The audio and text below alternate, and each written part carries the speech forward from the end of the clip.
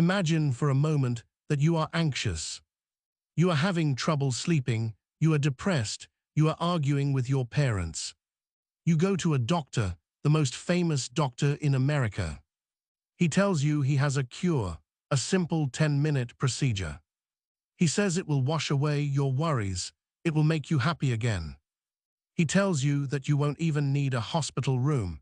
He can do it right here in his office. You trust him, he is a man of science. So you lie down on the table. He doesn't give you anesthesia, he just shocks you until you pass out. Then he opens a velvet case. Inside there are no scalpels, there are no lasers. There is an icepick and a carpenter's hammer. He lifts your eyelid. He places the point of the icepick against the thin bone above your eye. And he swings the hammer. Crack! He wiggles the metal rod back and forth inside your brain. He is not removing a tumor. He is not fixing a blade. He is scrambling the frontal lobes of your brain like an egg. He is severing the connection between your emotions and your intellect. When you wake up, you are not anxious anymore. But you are not you anymore. You are a ghost in a shell. You can walk, you can eat, you can smile. But you cannot dream, you cannot plan, you cannot feel the depth of a sunset or the sting of a tear. The anxiety is gone, but so is your soul. This is not a scene from a horror movie. This was the reality for over 50,000 people in the United States between 1940 and 1960. It was called the Transorbital Lobotomy. And the man holding the hammer was not a monster in a dungeon. He was Dr. Walter Freeman, the president of the American Association of Neuropathologists.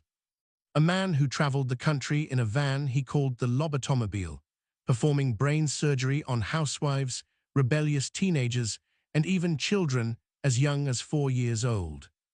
Tonight, we are going to expose the darkest chapter in the history of medicine. We are going to tell the tragic story of Rosemary Kennedy, the sister of a president who was erased to save a reputation. And we are going to ask the terrifying question: what happens when we decide that a quiet mind is more important than a free mind? Welcome to the anatomy of the icepick.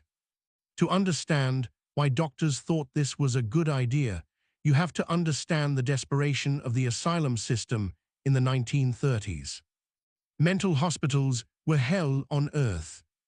There were no antidepressants, no antipsychotics. Patients were chained to walls, they were screaming, they were living in filth. Doctors were desperate for anything that would make these patients manageable. Enter the frontal lobes. This is the part of the brain right behind your forehead. It is the newest part of the human brain in evolutionary terms. It is the CEO of your mind. It controls your personality, your ambition, your ability to worry about the future, your ability to feel complex guilt and shame. It is, essentially, the seat of your soul. In 1935, a Portuguese neurologist named Egas Moniz had a theory. He believed that mental illness was caused by fixed circuits in the frontal lobes. Obsessive thoughts that kept looping. His solution: cut the wires.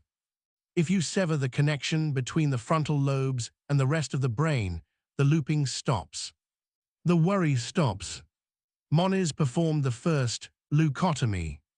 He drilled holes in the skull and injected alcohol to kill the tissue. It worked. The patients became calm. Moniz would later win the Nobel Prize for this. Let that sink in.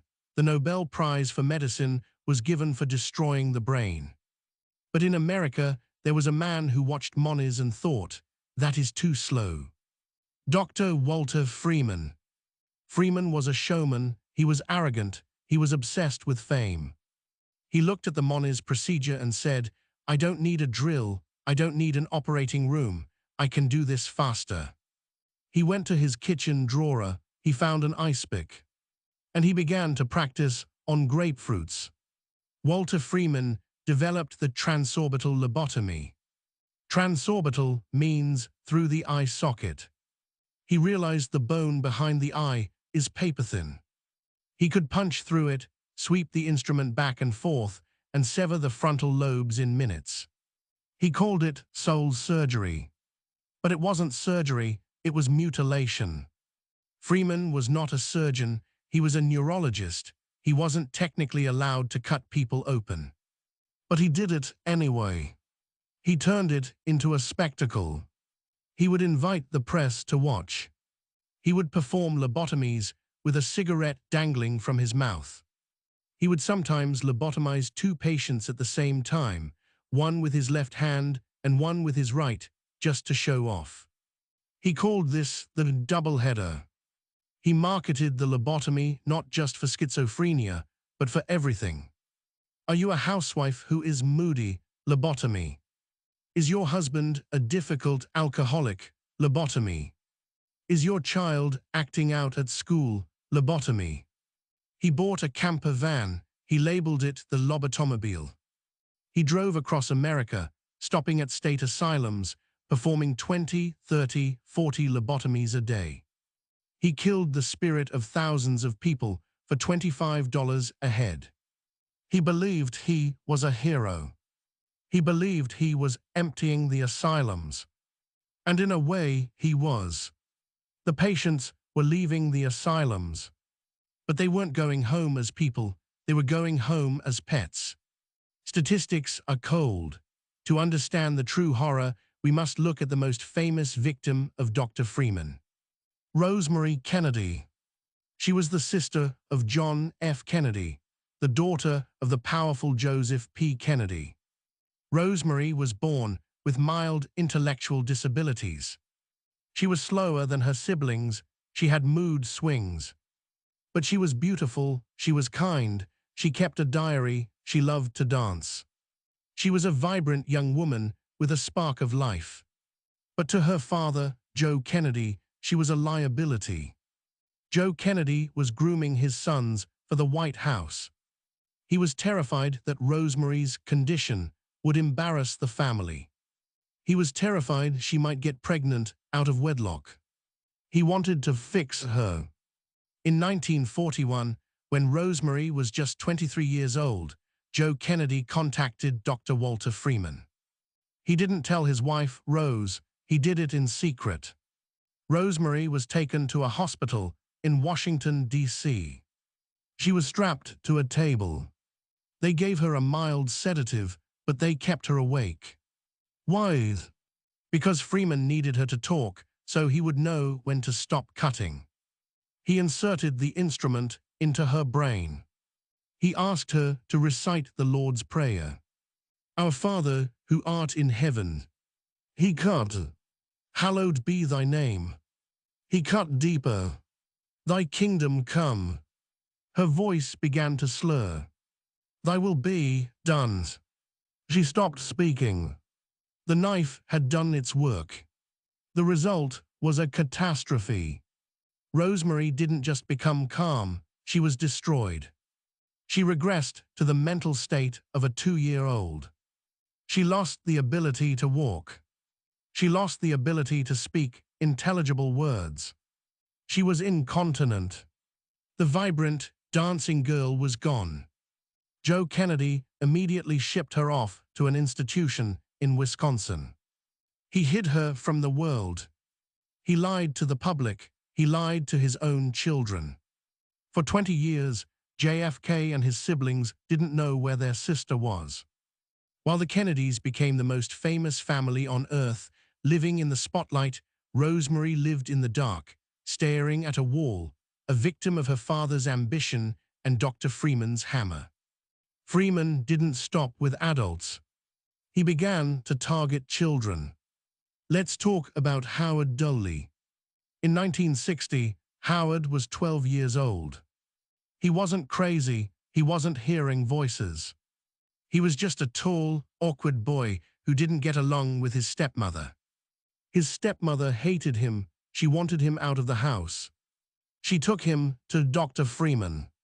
She told Freeman that Howard was defiant, that he didn't like to go to bed on time, that he daydreamed.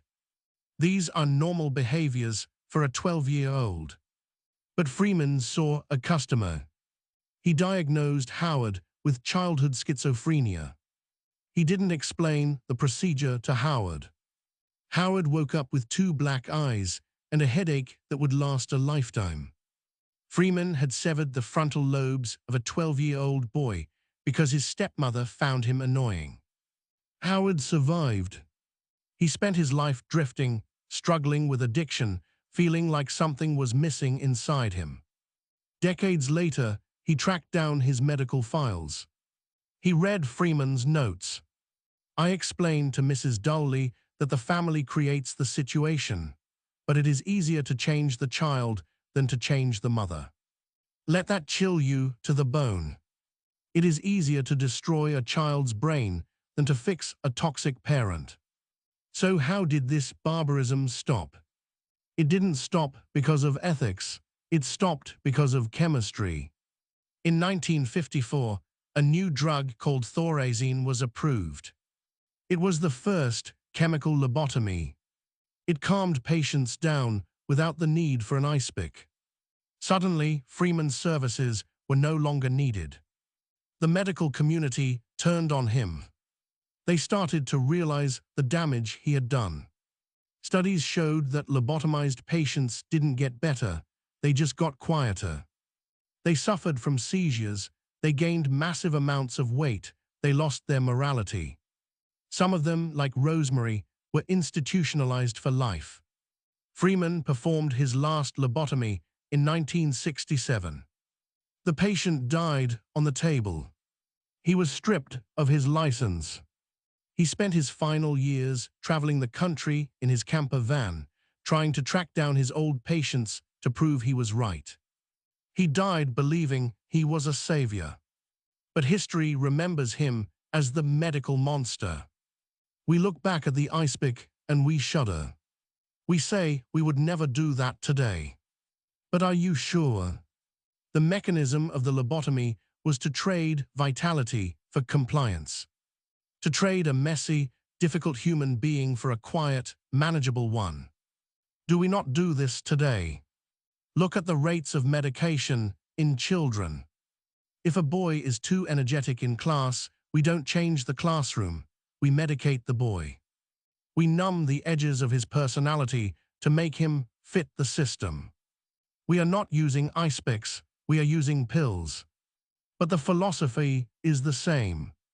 It is easier to change the child than to change the environment. And what about the digital lobotomy? What happens when you outsource your memory to Google? When you outsource your sense of direction to GPS? When you outsource your critical thinking to an algorithm that feeds you only what you want to hear? You are severing the connections in your own brain. You are atrophying your frontal lobes. You are becoming exactly what Freeman wanted. Passive, compliant, content, and empty. How do you protect your mind from those who wish to fix you by breaking you? You need the cognitive integrity protocol. Rule number 1, question the easy cure. Freeman sold the lobotomy as a miracle, 10 minutes to happiness. If anyone, a doctor, a guru, a tech company, promises to solve your complex human pain with a simple switch, run. Healing is hard work, growth is painful. There are no shortcuts to mental health that don't involve losing a part of yourself. Rule number 2, defend your complexity.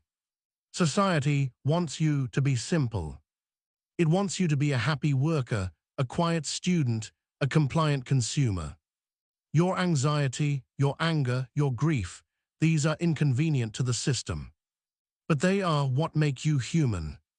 Do not let anyone pathologize your personality.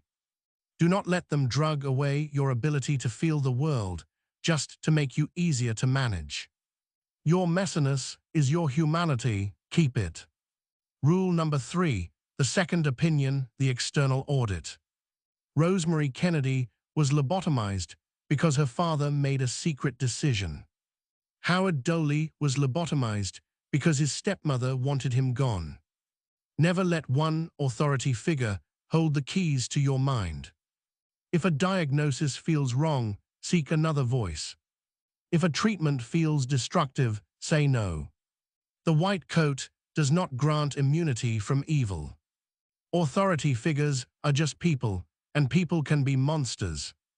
Rosemary Kennedy died in 2005. She spent 60 years in institutions. She never danced again, she never kept a diary again.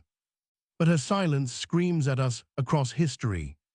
It warns us that the most dangerous place in the world is not a dark alley. It is an operating table where the surgeon thinks he is God. This is Mysteria. Your mind is the only thing you truly own.